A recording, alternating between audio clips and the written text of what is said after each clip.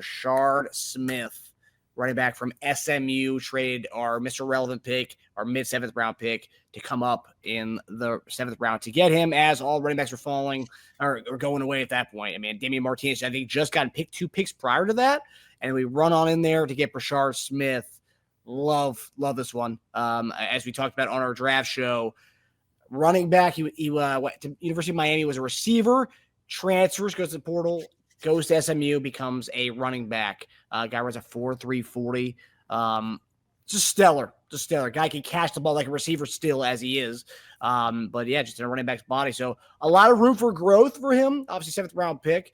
A lot of room for growth. Still new to the position, but he showed his stats this past year at SMU, his highlights at SMU. He shows he is a big play guy, the home run hitter that we've been talking about, a guy you can go 88 out the gate on a screen, or a little draw play and take it to the house. So love that we finally got that in this draft. What do you guys make the Brashard Smith draft pick? Speed. That's what I think. Right there. You get a guy like that can run like he can run, can go hit his head on the goalpost. That is the guy that you need. And so he was the 2 that we were talking about, because I brought up Tootin for one, and then Brashard Smith was the other guy. I think you were talking about Marcus. And so, like, the comparison of having a guy that was a little bit more refined than Tootin, right? He'd been, that's his kind of his position, where also too Brashard Smith gives you that element of being like a receiver, being out there, in kind of the open field, to kind of running routes if you need to. So he could probably run the angle route, angles, and all those different things that you want him to do. And so screens, all those, man, he could do it all. And so he's not just a guy you hand the ball off to. He's just not. Swing passes, whatever you need to do, get the ball in his hand, man, then let him just make a play. I love it. I'm glad we was able to get him. This kind of, for me, he's the type of player that was particular for certain offenses. He couldn't go everywhere. Every team just didn't see the value in him, right? Because he felt so to us. And so I think the Chiefs are sitting there waiting around knowing this, like, hey, wait a minute. Teams ain't really seeing the value in him like we are. So why not just wait around, get what we need to get, okay? Our priority as far as like what we need to fill. And if he's left over, let's go get him, okay? So I think, man, they did a great job just kind of waiting. I'm glad they got him here. He's going to be a hell of a player for us, man. And he's going to get us some reps on us too. He's going to challenge a lot of guys, man. So I don't know how it's going to shake out when you get to training camp and you start talking about a 53-man roster. It's going to get real tight real quick, especially with this type of talent in there too. There's going to be some, there's going to be some hurt feelings. I'm just going to say that, okay? We don't quite know how it's going to be, but you might start seeing some things that you're like, wait a minute, hold on, how did that happen? This guy right here leans on everybody in that room. Yeah, and that's the one thing, too. It's like you talk about that room.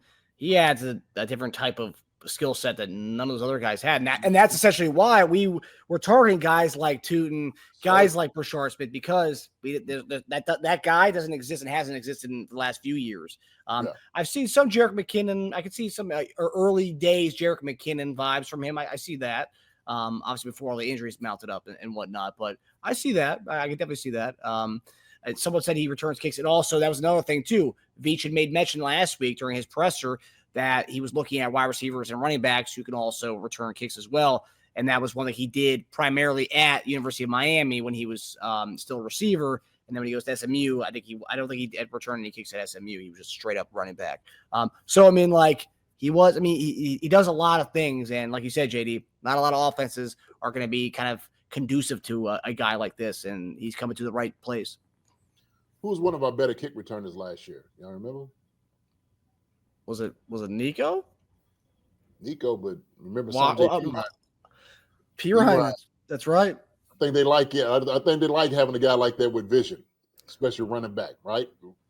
Former wide receiver, get the ball to him 4-3, he can get up through, giving him a spot, man. He will go. He will go. So yeah, if you have him on the roster as a return guy, and so you sitting over thinking, hey, this is the guy that we can utilize. all right, especially in that position, and have him on the field, maybe getting some reps, at running back. Man, that's perfect. That's perfect. Jordan Monster said no one. Now, P. Ryan, man, he got a couple good returns. He showed, if you remember. So. Yeah, and one thing before you go, Teja, I just want to say this. Just when I was doing research on him, like just when he moved, because a lot of people were like, "Oh, he wasn't a good enough receiver." Now, like he was a good receiver, and I think the PFF numbers say that he was like a 97%. I think Teja would take the PFF numbers, but like he was a good receiver. You watch the highlights, some of the catches he makes from a running back, and then you do the research, like, oh yeah, he was a receiver. Okay, it makes sense because he's making contested catches that a lot of running backs are making, going up for balls instead of trying to catch it here like a running back would. I mean, he's a receiver who's playing running back now, and like he's special, and it's the ideal fit for him to come to Kansas City. So I'm sure when he heard that Andy Reid was the one making the call to go get him, I'm sure he was loving that. But the only thing, like I said on that show, again, he's still new to the position. He's kind of waits for things to kind of develop a little bit back there, but he's still new to the position. And blocking, right? Blockers, receivers stalk blockers out there, or they run their cornerbacks off. Not a lot of catching a linebacker coming at you, right? That's not he's not used to that.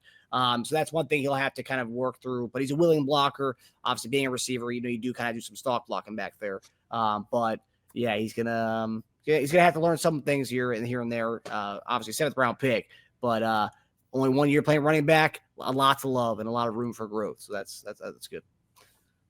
Tej? He's a good example of what we were talking about earlier with the draft, as it goes on and on and on, you see teams gravitate toward a certain skill set. And we weren't looking for the best all-around running back. If we were, we probably would have tried taking one earlier in the draft. What we wanted was a guy to take a couple of zone reads, a guy who can kick and punt and return, and a guy we can use as a versatile weapon on third down, a true third down back. This guy, I mean, you couldn't pick maybe a better guy in this draft. I mean, he is arguably running routes. He's arguably the best route running back in the draft. And that's from PFF. That's from 4 different breakdowns I've seen of him in the past 12 hours. Like he's not a cutter or dancer. He's just a take it and go. Beauty is also he only has 250 carries under his belt, so he is fresh. He's ready to go, baby. All right, so he is closer to a project, which probably is why he's there in the 7th round. Yeah. But we're not bringing him in to be our bell cow by any means, and those are his biggest knocks. Likely too small to handle an every down load. Thin build makes him easier to bring down on first contact. Well, I mean, he's not going to be our between the tackles guy, first of all, so that's not a problem. Limited in pass protection. I don't think we're going to keep him in there to be blocking anything anyway. I think he's going to be in there for a certain role. And I posted the Chris Johnson's breakdown, and that's his favorite. That's his favorite back in the draft. He called him his best do-it-all back in the draft. The closest thing to Gibbs in the draft. Maybe not tomorrow, but develop into that. Gibbs was Gibbs the moment he stepped on the field. Oh, yeah, that's the difference, right? This guy has to keep going to maybe get there, right? So I don't want to hear people think, oh, you're calling him Gibbs. No, he can get there, but he's got that type of ability. He can do that if he just keeps progressing, and he's going to a perfect place where that can happen because we're not going to force him to a position. He's going to have kick and punts. He's going to have a couple of special plays here and there and third down mismatches. The different people I listened to about him, they said every time an opposing college defense tried to put a linebacker on him, they got fried. Forget about it. I bet. Forget about it. Matchup. Why would you do that to that guy? And the dude was saying, he goes, that's not college. I'm not saying that's a college thing. He'll fry NFL linebackers. Don't try that in the NFL either. Yeah. So he's like, you have a guy who with that kind of mismatch, he's like going to an Andy Reid team. He's like, man, he's like, I just can't wait to see that because he's just got so much potential. And the word weapon just keep coming up over and over and over again. That's what we wanted. We didn't want, I don't think we wanted a bell cow. We have guys who can run between the tackles. We lost P. Ryan, didn't really replace it. Elijah Mitchell, I hope he can contribute, but he wasn't a guy you just throw a swing pass to. That wasn't his game, or run a route to. This guy can run routes. Like you can pull him. I mean, imagine having Rice, Hollywood, Worthy, and Royals out there. You have him, Brashard in the backfield, and you have him run a route against ISO linebacker that's guarding him. Forget about it. That's a full-on 5 wide empty set, man. Pretty much, yeah. I mean, it's just, yeah, the possibilities, I'm sure they realize that because we like our late picks. So that was a big deal. And I looked at the value of that.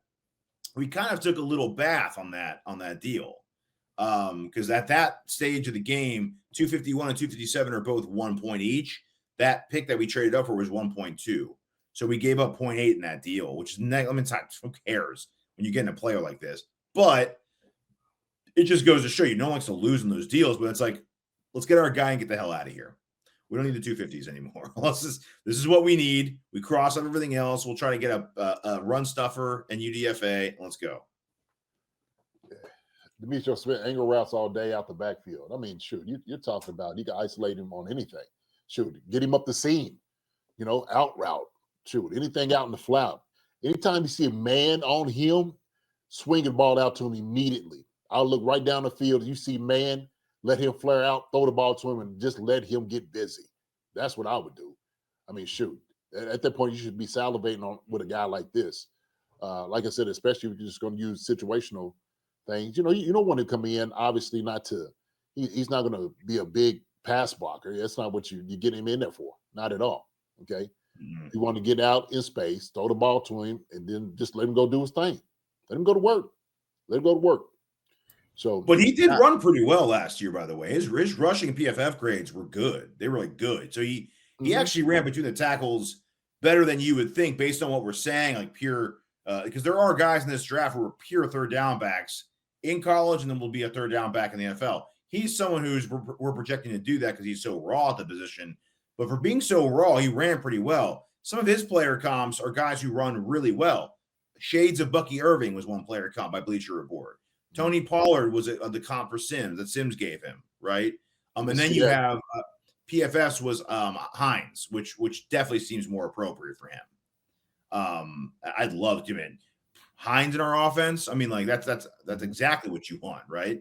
So his player comps are all over. He can actually develop into more of a runner when he gets we can take that time with him now. For now, to get him on the field as fast as possible. Return game, trick, fun special plays, and some run routes. Hi, everybody. Thanks for watching. Subscribe here to get the latest from the show. Also, be sure to check out the best clips from Chief Concerns.